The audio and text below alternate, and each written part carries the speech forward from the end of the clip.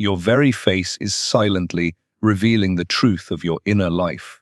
In this speech, you'll discover how your countenance mirrors your hidden energy, retained vitality gives you an archetypal presence, and how the unconscious betrays what the body tries to hide.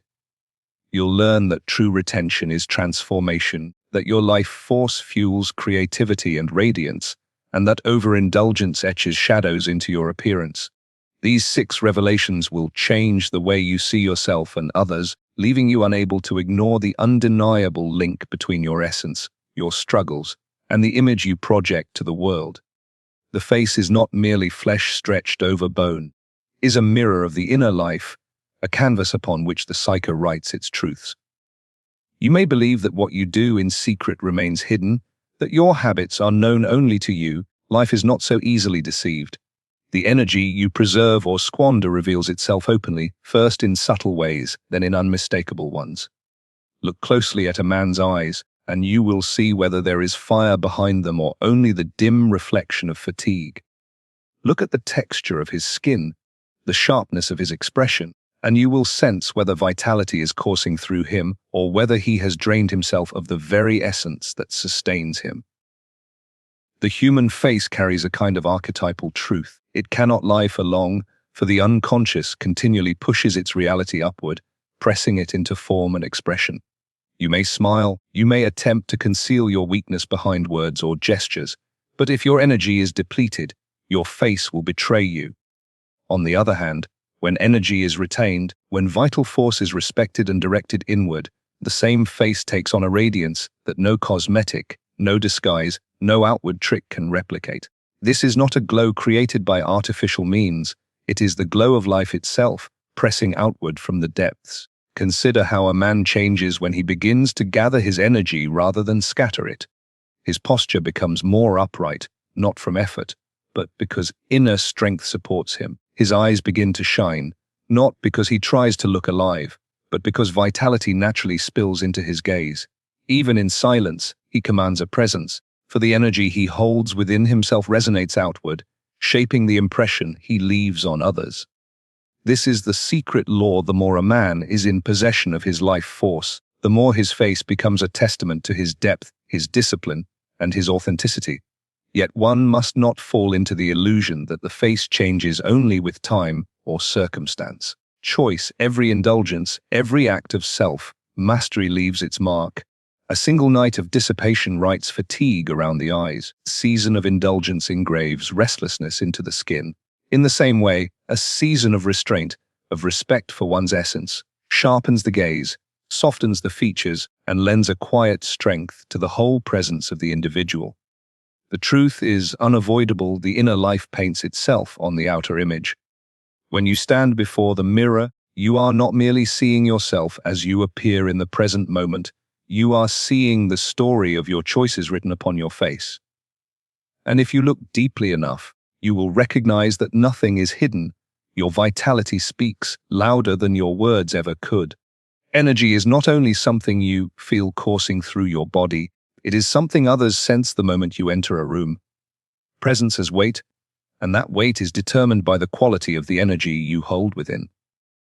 When a man retains his vital essence, carries with him a force that cannot be faked. It is not dependent on titles, wealth, or outward appearance, but on an archetypal authority that radiates from within. Others notice it without quite understanding why.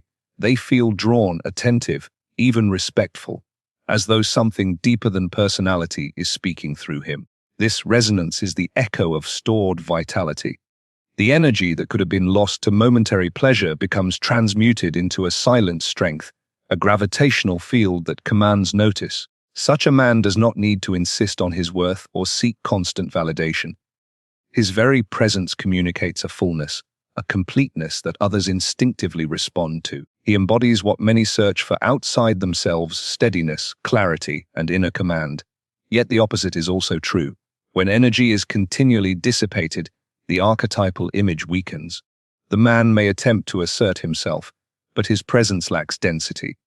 The unconscious of those around him registers the depletion before he himself admits it, wonders why his words do not carry weight, why his presence is overlooked, Why his influence seems to vanish into the air? It is because he has not preserved the fuel that gives life its resonance. His aura is diminished, and without realizing it, he has surrendered the authority that arises only from inner strength. The psyche responds to this in subtle yet profound ways. When energy is abundant and retained, there is a sense of alignment, as though one's inner image and outer reality harmonize. But when vitality is wasted, the unconscious whispers of inadequacy, pushing the man into doubt and insecurity. He may seek to compensate with masks, with loudness, with superficial displays of strength, yet these only highlight the absence of what is real. Sense it. They feel no gravity in him, no archetypal weight to anchor his presence, and so he passes by unnoticed, as though invisible. To retain one's energy is to embody more than just discipline, it is to embody depth. It is to allow the archetype of strength, of self-possession, of authority to manifest through one's being. The face reflects it, yes, but so does the posture, the gaze, the tone of voice. Everything becomes charged with vitality, and it is this charge that cannot be purchased, imitated, or borrowed. It is earned only by respecting and preserving the very force that animates life itself. That is why true presence is rare, for it demands the courage to honor one's essence, and the patience to let energy gather until it shapes not only the body but the soul's expression. Even when a man believes he is hiding his truth, the unconscious finds a way to reveal it. The body cannot lie forever, and the face becomes its most faithful messenger. What is suppressed in words or concealed in behavior emerges through expression, through subtle shifts in tone, through the radiance, or lack thereof, that emanates from the eyes. A depleted man may try to mask his weakness with a smile, yet the unconscious betrays him. The dullness behind his gaze speaks louder than any expression he forces. This is why the quality of one's energy is written on the face with such clarity. When life force is retained, essence is honored, the unconscious collaborates with the body to present an image of vitality. The skin glows, not because of external polish, but because the psyche is alive within. The eyes sparkle, not because of effort, but because energy presses outward, infusing even the smallest detail with magnetism. The entire countenance becomes a testimony to the inner state, and people around respond instinctively, sensing life where before they sensed only emptiness. But when energy is continually squandered, the unconscious makes this loss visible. The features grow heavy, the eyes lose their light, and the face begins to mirror fatigue and emptiness. You can observe this even in those who attempt to distract themselves with pleasures or achievements. No matter how carefully they craft an image, the unconscious betrays them, the truth where it cannot be erased. Others may not articulate it, but they feel it. They sense when someone's essence is strong, and they sense when it is diminished, even if they cannot explain how. What we forget is that the unconscious speaks in symbols, and the human face is the most immediate symbol of all. It carries the imprint of our choices, our energy, our hidden truths. In silence, it reveals more than hours of conversation could. The vibrancy of the eyes, the strength of the jaw, the subtle serenity or restlessness of the expression. Each is a message, each is a confession. Nothing remains hidden for long, because the psyche insists on being seen. To live in alignment with one's energy is therefore not just a private matter. It shapes how one is perceived, how one is felt, how one is remembered. Retention transforms more than the inner world. It transforms the very image by which the world knows you. When vitality is preserved, it is impossible not to radiate strength. When it is wasted, it is impossible not to reveal the void. Thus, your unconscious ensures that the truth of your essence will always find its way to the surface, and your face becomes its most honest witness. Semen retention is often misunderstood as a rigid suppression, a simple act of holding back desire, but true retention is not suppression at all. It is transformation. To merely withhold without purpose is to create tension and frustration, yet when the same energy is honored and redirected, it becomes fuel for something far greater than instinct. This force, which nature gave for creation of life, can also be transmuted into the creation of vision, of will, of clarity, of deeper vitality that radiates into every part of existence. Think of it as a fire. If left untended, The fire burns quickly and dies out, leaving only smoke and ashes. But if the fire is contained, fed with care, and given proper direction, it becomes a source of heat, of light, of transformation. The same principle applies to the creative essence. When it is scattered without awareness, the momentary pleasure fades, leaving behind emptiness. But when the same energy is preserved, it rises, strengthening the body, brightening the mind, deepening the imagination, and sharpening the presence of the soul. This is why those who practice genuine retention often appear different, not because they are straining to hold something back, but because they are allowing energy to shift form. The fire that once sought release is now lighting the eyes, firming the voice, and giving shape to inner conviction. It spills into thought, giving birth to ideas that carry weight. It infuses willpower, making discipline and focus natural companions. It strengthens even the aura, that subtle presence others feel long before words are spoken. Suppression, on the other hand, leads only to stagnation. To resist desire without understanding is to remain trapped in conflict. But transformation is the alchemy of energy. It is the art of lifting instinct into creation. Through awareness, what was once only physical becomes psychological, spiritual, archetypal. This is why a man who learns to channel his energy seems to glow with a kind of inner fire. His face reveals it, his posture carries it, his very being communicates that life force is intact and flowing through him. The secret, then, is not to fight the current of desire, but to redirect it. To see in it not an enemy, but a raw power waiting to be mastered. The body gives you the material, the psyche gives you the vision. Together, they transmute instinct into purpose, and in that process, the face itself becomes illuminated with depth, magnetism with quiet strength that needs no explanation. For the man who learns this path, the glow is undeniable, because it is the glow of energy transformed into life itself. Vital energy is not only a physical force, but the very current of life itself. It is what animates the body, sharpens the mind, and fuels the spirit's journey toward wholeness. When it is preserved, it becomes more than a sexual impulse. It transforms into what can be called the great drive of existence. This is the libido in its deepest sense, not limited to desire, but extended into creativity, ambition, and the longing for meaning. A man who guards this essence does not merely keep strength in his body, he cultivates a radiance that shines outward, visible in his face, his presence, his every gesture. This radiance is not cosmetic. It is not something painted on or artificially created, it is the natural glow of fullness. When the reservoirs of energy are intact, vitality spills over into expression. The eyes gleam with sharpness, carrying both focus and warmth.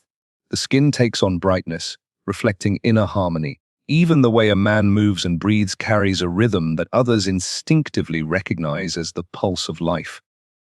They may not know the source, but they feel it, drawn as though by an invisible magnet. When essence is wasted, however, this radiance dims. The life current weakens, and the depletion is silently recorded upon the face, that once shone now appear clouded. The skin dulls, and the voice loses resonance. This is not punishment, but simply the law of energy. Spent without care cannot manifest outwardly. The lack becomes visible because the inner reservoir has run dry. And when the well is empty, the psyche itself falters, for the drive that propels life forward has been neglected. But when the current is preserved, its effects ripple beyond the physical. The man feels a surge of creativity, a natural enthusiasm for life, a readiness to face challenge. He becomes more inventive, more resourceful, because the energy that could have left him has instead returned inward, fortifying his psyche. This is why retention is not merely about discipline in one aspect of life. It is the foundation of a fuller vitality that touches every domain. It is here that the face speaks most honestly. A radiant face does not lie, it is the outward testimony of an inner abundance. It tells the world that this man is alive, present, and charged with a force that cannot be fabricated. Others recognize it without needing words, and they respond to it as they would to a flame in the dark. With interest, with awe, a sense of something greater than the ordinary. This is the gift of preserving life energy. It awakens the fullness of libido, the deep drive toward living, and it writes its power upon the face for all to see. Indulgence without awareness always leaves its trace. A man may believe that his private habits remain hidden, that what he does in solitude is sealed away from the world, but the body does not conspire with secrecy. Excessive dissipation writes itself into the lines of the face, the heaviness of the eyes, the restless energy that others can sense even before a word is spoken. The shadow of depletion does not whisper. It declares itself openly, often more loudly to others than to the man himself. When vitality is squandered, there is a dullness that no amount of effort can conceal. The eyes lose their depth, the skin its glow, the countenance its presence. The man feels it inwardly as fatigue, lack of focus, a subtle emptiness he cannot quite explain. Yet what he cannot name, others still perceive. They recognize the absence of charge, the lack of radiance, the missing magnetism that would normally flow from one who honors his own essence. But when the same energy is preserved, the transformation is undeniable. What was once shadow becomes light. The face grows sharper, more alive, more expressive of inner fire. The eyes regain their brilliance, carrying with them the impression of clarity and depth. Even silence changes character. The man who retains his energy does not need to force presence, for his very being radiates it. The unconscious writes differently upon his face. It paints renewal instead of exhaustion, strength instead of weakness, authenticity instead of disguise. This is the eternal truth. The shadow follows dissipation, while light follows preservation. And the face, more than any other part of the body, reflects which path has been chosen. The choice cannot be hidden, because the psyche insists on truth. To dissipate is to wear one mask, to preserve is to wear another. But in both cases, the face will reveal the deeper reality. When energy is honored, a man carries himself differently. He is not only healthier but more magnetic, more compelling, because others sense in him a force that does not waver. This is why discipline is never wasted. Each act of respect for one's essence is an act of creation, engraving vitality into the features and replacing shadow with light. And so the face becomes not only a witness of the past, but a prophecy of the future, showing whether a man has chosen dissipation or transformation, weakness or strength, shadow or radiance.